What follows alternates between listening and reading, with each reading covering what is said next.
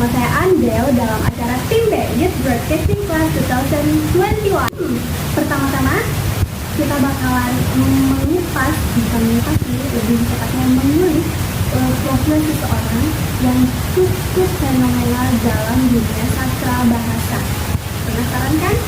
Yang pastinya beliau itu sudah berkarya dari tahun 1998 hingga sekarang.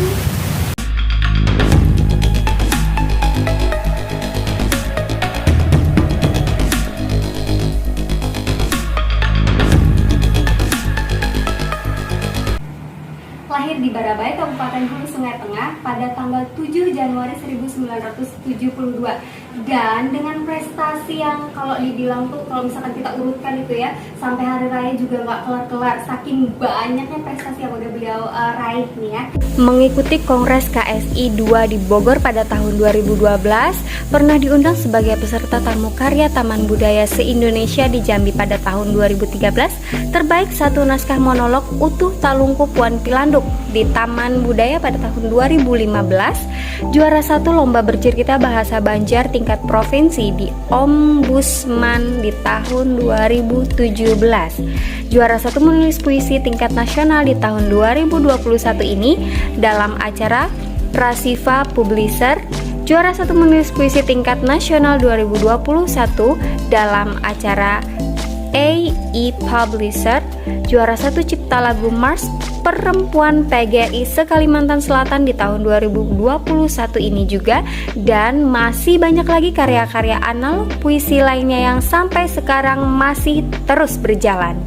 Nah, kira-kira nih Pak, dari sekian banyak yang udah Bapak lewatin, terus lomba-lomba juga udah diikuti, nah itu tuh apakah memang belajar ada sekolah khususnya atau gimana nih Pak?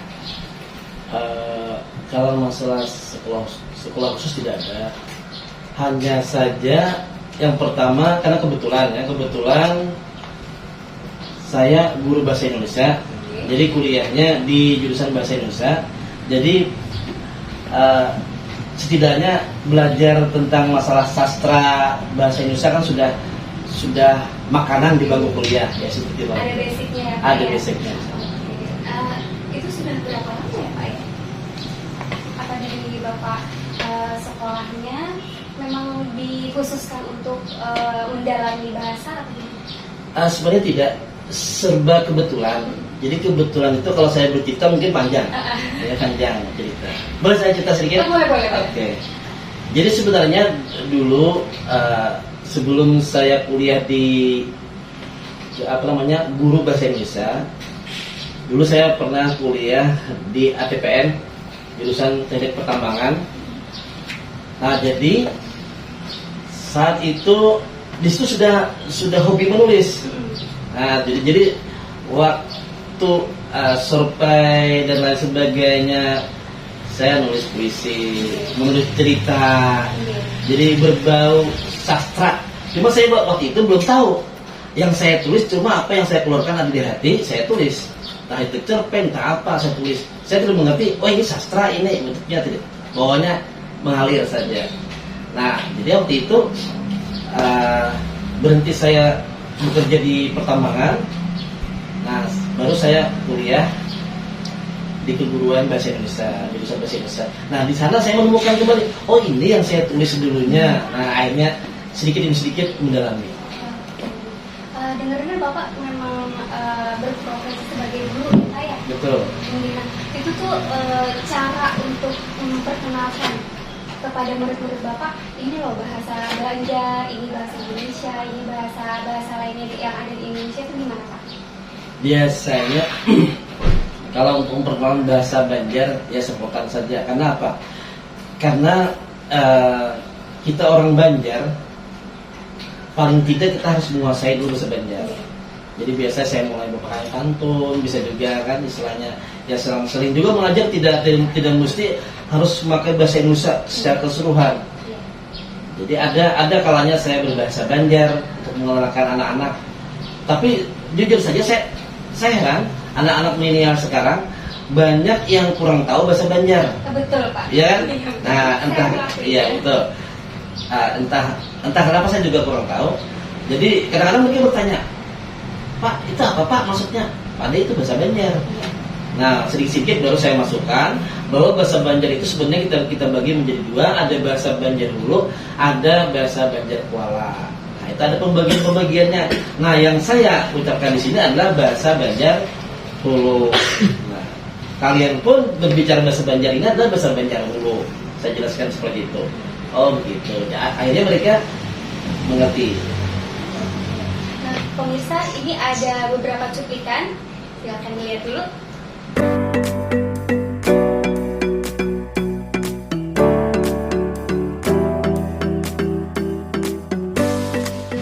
Iya, dari cuplikan tadi nih Pak ya, itu kan anak muda Pak. Foto-fotonya itu ketika Bapak mengajari anak-anak yang usianya masih SD ya Pak ya? Ada yang masih SD, ada yang masih SMP juga. Nah, itu tantangan di masa pandemi ini dengan kurikulum yang sudah mulai dirombak lagi itu apa? Intinya adalah di masa pandemi ini memang agak sulit ketika kita mengajar sebelum ada pandemi ini. Kalau sebelum ada pandemi ini kan lebih leluasa. Biasanya mereka berkumpul baik itu di sekolah dan banyak juga kita bisa mengumpulkan orang banyak juga. Sekarang di masa pandemi ini kesulitannya adalah pertama kita tidak bisa mengumpul siswa yang terlalu banyak, ya kan? Kemudian jaga jarak juga. Jadi banyak sesuatu yang harusnya, misalkan kita berbicara harus berdekatan seperti ini, tapi karena masa pandemi lalu kita menjaga jarak. Tapi tidak untuk kemungkinan juga saya tetap melakukan semaksimal mungkin agar siswa tidak merasa ini pembelajarannya agak kurang dibandingkan dengan sebelum pandemi. Jadi bagaimana caranya agar siswa itu tetap berprestasi, siswa itu tetap bersemangat juga di bidang sastra, dibagi juga. Artinya kelas-kelasnya tetap dibagi juga, orangnya maksimal sekian, tetap kita laksanakan pembelajaran. Nah seperti pelaksanaan pembelajaran di perpustakaan juga kan, nah itu juga diberi batas juga 20 orang, kemudian juga bisa dijaga jarak juga, ada ya pokoknya protokol kesehatannya tetap dijalankan.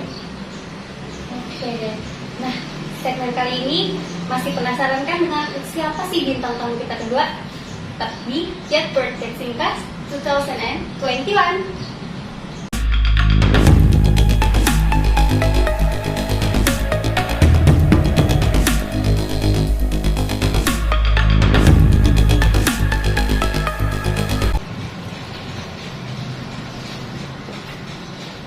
Assalamualaikum. Wah, bapak kamu dia bungas bener nih. Woi, Dia bungas bener kayak biasanya. Datang mana Kocer? datang tadi ya. Baik kamu nih. Udah tahu. Aku ini Bungas sebenarnya lah. bungas bener. Orang bungas kakak. Bungas. Nah itu, nah mantap benar. Hei, tambah lagi. Banyak juga bagi aku mah. Benar enggak? Banyak aja. Kerja malam kemudian lah. Nah, Uman ini pelecehan bener nih. 1.000. Tapi tuh pulang. Ini daripada dibuang sayang deh. Satunya aja. ini apa yang baca? Nah, reformasi birokrasi kepemimpinan dan pelayanan publik. Maaf apa yang mau bacanya itu? Ada. Pada ulun di kali apa? Kamu tahu lah ini. Amun aku bisa masalah ini birokrasi kepemimpinannya. Aku mencalon bupati, kamu aku ngaji wakil kok. Itulah makanya baca dulu pelajari masalah kepemimpinan ini. Aduh, pemirsa, sepertinya posisi saya akan segera tergantikan oleh para beliau yang luar biasa hari ini ya. Ya ampun, baiklah. Selamat datang kepada Utul Kuncir atau yang biasa digelar dengan Muhammad. Sengaja, apa arti sebuah nama yang penting kita bisa dekat bersama. Kamu kalah palingnya nih, paling kurangnya Jangan dulu. banyak ngaran nih. Banyak ngaran. Radit ya juga. Radit ya Dika. Lain. Itu di Jakarta. Berhubung di Tanjung kan Radit aja gen. Radit aja ya ampun. Baiklah. Itu apa panjangannya Radit apa? Ngapa itu? Rancak ditilam. Katanya pangguring orangnya. Tak pikir tadi rancak ditilang. Soalnya. Baiklah Radit. Iya. Radit Utuh Kuncir Iya. dengan nama aslinya adalah Muhammad Fitriadi. Selamat datang dan kita akan bertanya-tanya lagi. Iya. Kita akan ngobrol-ngobrol lagi. Aja. Oke. Santai aja serius kan? Kita santai aja. Oh, iya. Jangan terlalu tegang karena Oke. kita dunia sudah mulai tegang. Iya. Oke, baiklah. Tetap di Jet Broadcasting Class.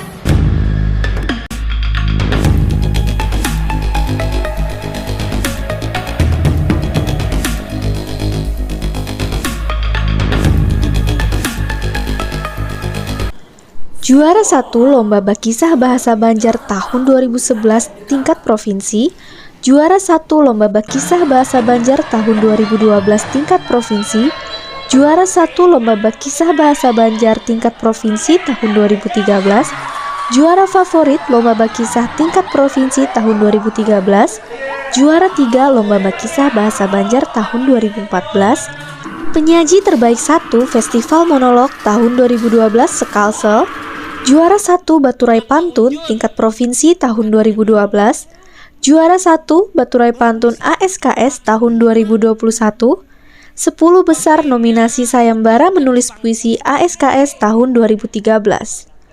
Penulis cerita rakyat Kabupaten Tabalong yang diterbitkan Dinas Sosial Kebudayaan dan Pariwisata tahun 2012 dan berkesenian sejak tahun 2011. Oke, Utuh Kuncir. Oke. Ini mulai berubah nih cara-cara saya ngomong ya. Biasanya saya selalu menggunakan bahasa Indonesia yang baik dan benar. Sepertinya akan berubah haluan. Iya. Baiklah. Pertama, awal mula menjajaki panggung sandiwara, panggung dalam bahasa Banjar. Pertama, Awal mula. awal mula itu tahun, kalau ada salah itu tahun 2011. 2011. Iya. Itu dari sekolah, perwakilan sekolah atau apa? Perwakilan sekolah. Sekolah, memang dari sekolah Nah, ya. mengikuti lomba Bakisah Bahasa Banjar di perpustakaan daerah Kabupaten Tabalong. Nah, itu mewakili Kabupaten Tabalong ke tingkat provinsi. Oke, nah itu motivasinya apa? Dan jujur nih kalau aku pribadi memang aku orang Banjar, tapi itu ya Pak ya anak milenial yang tidak terlalu paham dengan bahasa Banjar. Nah, motivasinya untuk sang anak muda yang menguasai panggung bahasa itu. Kalau motivasi, ini jujur lah. Motivasi untuk kenapa jadi lomba lomba lah. Nah, biasa sih hidup lah ya. Saksi hidup aja. Jadi jujur motivasi itu karena kita sehari-harinya itu banyak bicara, banyak pandir orang membaca Banjar juga. Jadi iya udah di kelas itu ketika guru ngajar tuh kita selalu bicara teh nih guru kan. Jadi ada salah seorang guru benci lah kepala itu istilahnya tuh mungkin sudah terlalu sering lah di cerita apa tuh akhirnya kamu itu banyak omong katanya itu nggak ada prestasinya atau apa gitu. Akhirnya sampai katanya Pak Gusti ya kembuktikan dari sini gitu ya, gitu. Oke, berarti beliaulah inspirasi, salah satu seorang inspirasi gitu ya. Oke. Ibaratkan peribahasanya tuh orang yang menemukan Emas di lumpur. nah makasih bener. Jadi kalau boleh ditambahkan ini, jadi Fitriadi ini aku temukan waktu itu waktu kelas 3. Waktu kelas 3. Sebenarnya terlambat bagiku terlambat. Kenapa tidak dari kelas 1? Jadi kenapa tidak kelas 1? Saat itu aku memang mendengar jadi omongan teman-teman guru-guru yang lain. Muhammad Fitriadi alias Utuh Kuncir ini orangnya bahasa Banjar banyak pandir. Iya. Kalau di sekolahan itu bukan 7 mau ulut-ulut, banyak pandir, mamuyaki, pandir panyaringnya, iya payahnya. Iya. Nah di situ. Jadi aku mendengar, aku pikir anak ini baik aja nih. Kenapa mamuyaki? Kenapa istilahnya ini bikin rusuh kada juga? Iya. Bagusnya, karena menurutku pelajaran bahasa Indonesia, sastra khususnya orangnya ada potensi. Betul. Kenapa? Di mana kurangnya itu? Nah, ketika aku mendengar ini, itulah. Nah, kebetulan ada lomba di perpustakaan, lomba berkisah bahasa Banjar. Aku panggil lah, Pit. Kita tahu bahwa kami artinya di mata guru seperti inilah istilahnya. Coba jika buktikan, kalau kamu harus berprestasi di bidang non akademik, bagaimana caranya? Buktikan. Artinya omongan guru itu salah. Iya, betul. Nah, jadi sampai itu dia mau, orangnya mau. Oke lah Pak, kalau memang itu biar kehendaki, belum siap. Gitu. Artinya, ya akhirnya ya, kita sama-sama belajar juga, sambil dibimbing juga. Nah, istilahnya kan mutiara yang masih lumpur tuh kalau kita dibersihkan kan masih dicak ya. Betul. Akhirnya kita kan punya bahasa Banjar. Masih gaya lah. Lalu apa ngarannya dilatih, diikutkan lomba di sini di perpustakaan berkisah bahasa Banjar. Ya alhamdulillah saat itu langsung juara pertama. Langsung ya. Langsung juara pertama, kemudian mewakili Kabupaten Tabalong. Ya, makin Kabupaten Tabalong langsung juara pertama lagi ke provinsi. Nah, saat itu ketika membawa piala 1 ke sekolah, waktu itu kan di SMA 3. Nah, lalu kata guru yang tadi, nah seperti ini maksud ibu. Tahu ibu jadinya lah. Nah, bapak ibunya seperti ini maksud ibu. Nah, harusnya prestasi, jangan banyak pandir dan menghasilkan gitu. Nah, jadi di Banjar juga seperti itu juga. 21 lagi. Nah, baru berlanjut dengan lomba-lomba yang lain. Alhamdulillah, lomba-lomba yang lain pun sama. Artinya selalu menang. Dan motivasi yang lain selain itu akhirnya juara satu, akhirnya kami tetap ikuti. Iya, selain itu alasan berikutnya jujur saja, ini saya mau jujurkan punya untuk kunciran Fitradin lah. Ya, sambil cari duit. Karena lumayan juga ya. Iya, lumayan. Artinya tuh Banjar itu pasti menghasilkan. Istilahnya itu apa? Hobi yang menghasilkan. Hobi yang menghasilkan, bermodal bensin, makan sedikit tapi dapat duit. Iya. Diam di hotel. Baik, ini dari segi kesulitannya nih untuk apa ya? Untuk mencapai itu ada nggak sih? Mencapai dari segi lomba, dari segi adaptasi sekolah. Kalau kesulitan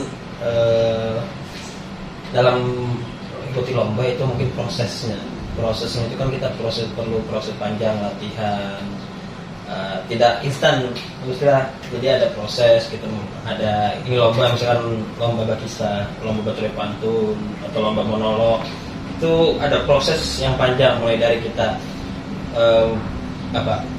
memikirkan konsep, temanya yang kita angkat apa, habis itu latihan. Nah, sepanjang latihan itu tidak berjalan mulus, pasti ada kendala-kendala, mungkin di kendala teknis dengan panitia atau apa itu. Kalau dalam kesulitan berbahasa, Karena sehari-hari sudah ya, itu ya. itu sehari-hari sudah, karena ini bahasa Banjar karena bahasa ibu, artinya bahasa yang sudah kita kenal sejak lahir.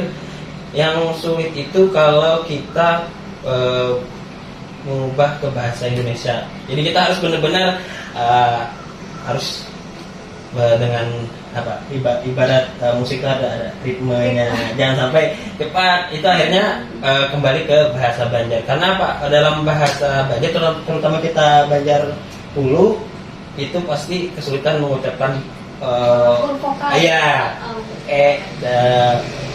itu kan kadang bisa terbawa-bawa itu ya. Untuk terakhir nih, harapan dari Bapak dan untuk Kunci sendiri untuk kedepannya bahasa Banjar itu di kalangan milenial sekarang.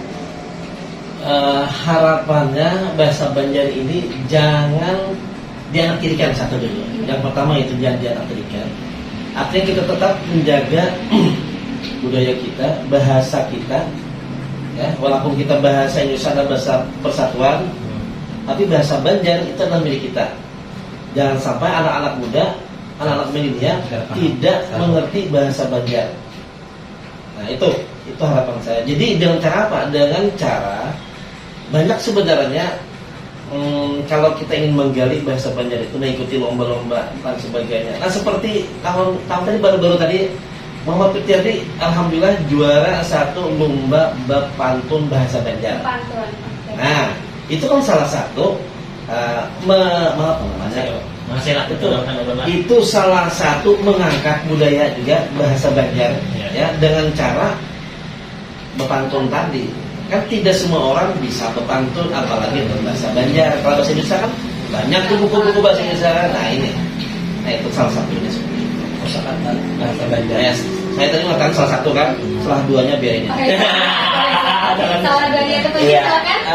Harapannya buat milenial kaum muda di Tabalong jangan sampai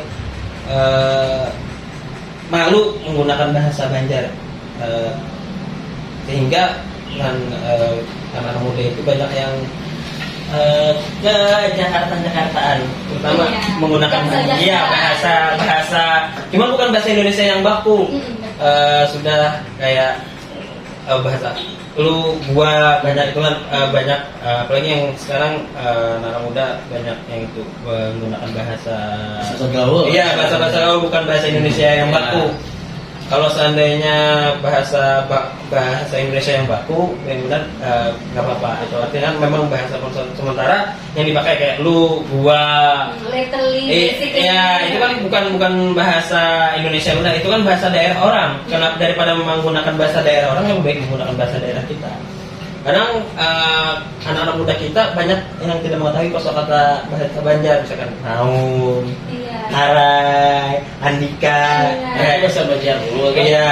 Dulu yang menggunakan adalah orang Tabalong. Ya, naun, harai, andika, iril, ya, sekadar aku macam-macam itu. Bangga kosakata udah bahasa kita di Banjar itu. Terutama di Tabalong. Orang wujud berdua. Iya, artinya itu kan dapat. Tapi apalagi yang sekarang anak-anak kan banyak nonton YouTube, itu kan akhirnya terpengaruh bahasa luar bahasa. Iya. Oke deh, terima kasih banyak sebelumnya udah mau meluangkan waktunya nih di sela-sela kesibukan yang Bapak juga mengajar, Utuh Kuncir juga sedang eksis-eksisnya membuat film, skenario, habis itu iklan, banyak lagi pokoknya pusing kalau ngomongin Utuh Kuncir ya. Nah itu dia sekilas tentang sastra dan bahasa Banjar. Terus cintai Banua, kembangkan potensi diri dan dukung dengan tindakan nyata bahwa kita cinta Banua. Dan jadilah pemain di Banua kita sendiri. Baik, saya Andeo dan selaku seluruh tim yang bertugas mohon undur diri, mohon maaf atas segala kekurangannya dan sampai jumpa.